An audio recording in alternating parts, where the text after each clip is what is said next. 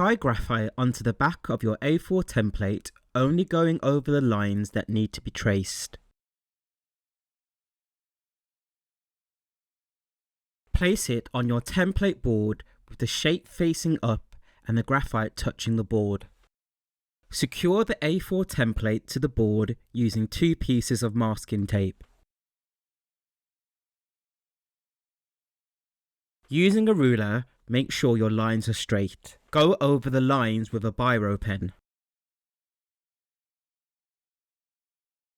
Flip the paper away to check if the lines have been transferred onto the surface.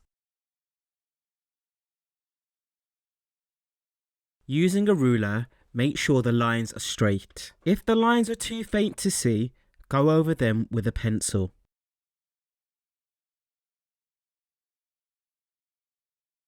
Place your lino block in place, making sure it sits perfectly in the space.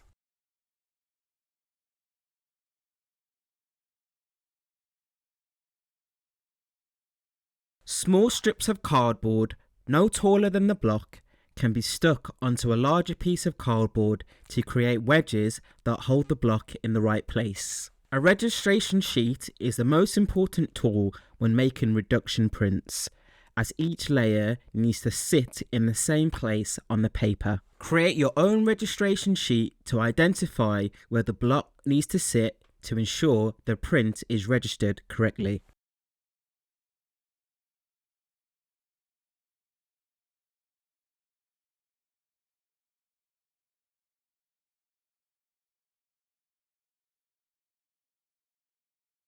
In reduction printing, there are no do-overs. Making more prints will give you the opportunity to have at least one final print that is more successful than the others. Decide how many prints you want to make. Number your prints from 1 to however many you plan to make.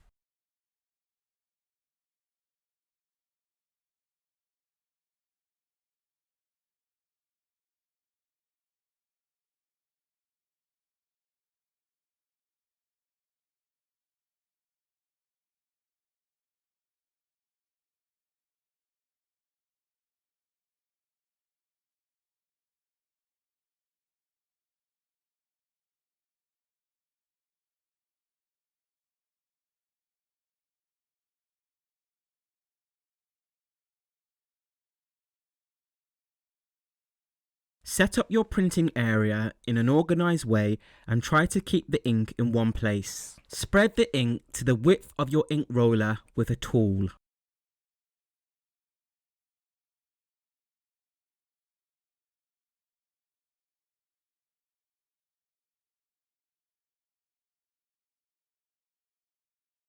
Dip the roller into the ink reservoir and start rolling it out in the space below.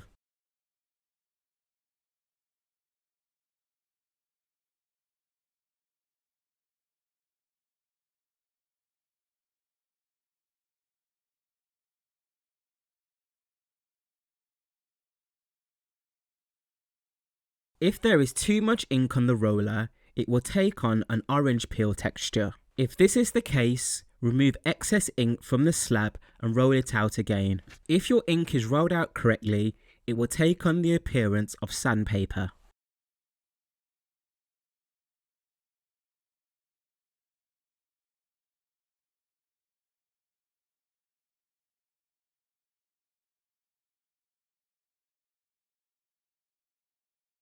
Try to roll in straight lines, covering the whole surface evenly. Roll in different directions to reach all the corners and edges. The first time you ink a block, you can clearly see if you've missed any areas, but after that the block will be stained and it's harder to see. Recharge the roller with more ink as needed.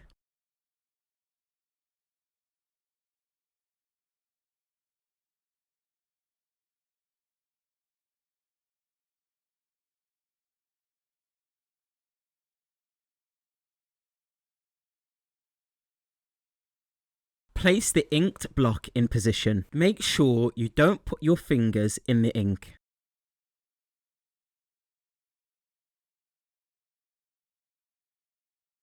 Take a sheet of printing paper and line it up on the registration template.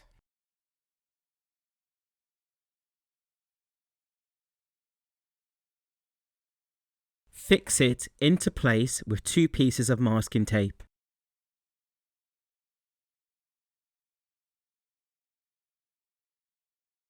When you have finished, lift the paper and carefully remove the masking tape. Because I'm making a reproduction, I added a guide for myself on the block so I know where I'm carving. Apply graphite onto the back of your template.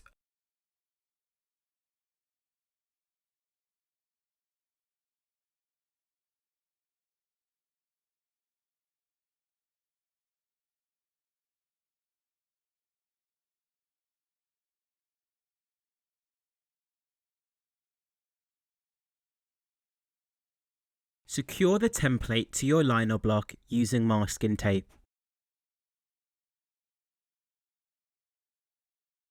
Go over the lines with a biro pen. Picasso could have transferred a drawing or drawn directly onto the block. He may have also just started carving into the lino without any guidelines at all.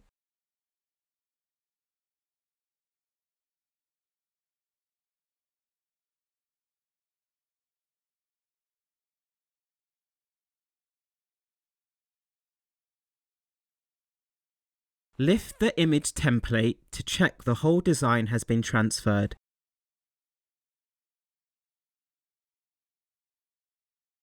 Colour in the printing areas of the design with a marker pen. This will help you to remove the right areas when you're carving. Just remember to carve away the parts that aren't coloured in. For the first layer, this means I will essentially be carving out the background. I will do this by carving around the facial features and hair. I will also leave the contours of the figure, and that will be what you see printed as yellow.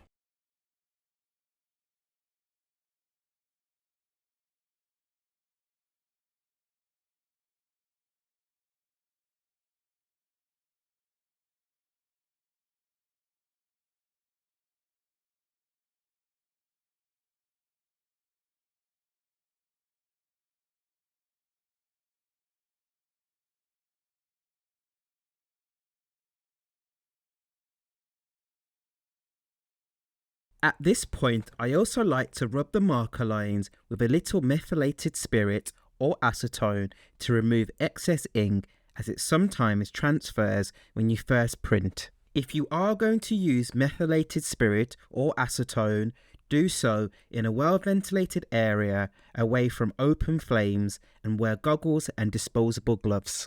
I am using various size gouges to do my carving. Carve along the edges of the design, focusing on the side of the tool that is against the edges.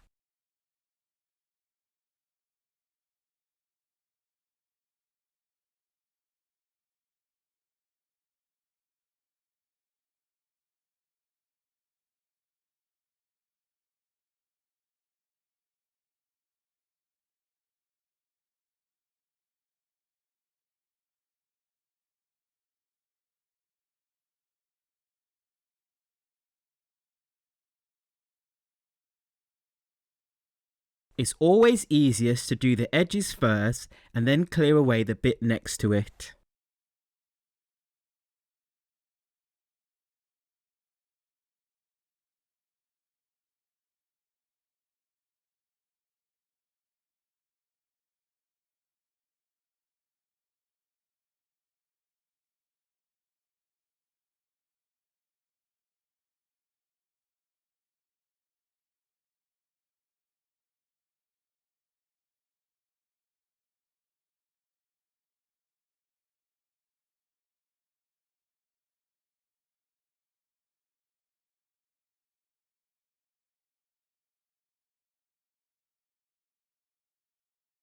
I'm being careful to carve away from my other hand so I don't accidentally cut my fingers. You don't need to make the deepest of cuts because the brayer will only ink the top of the surface of the linoleum that is left uncarved.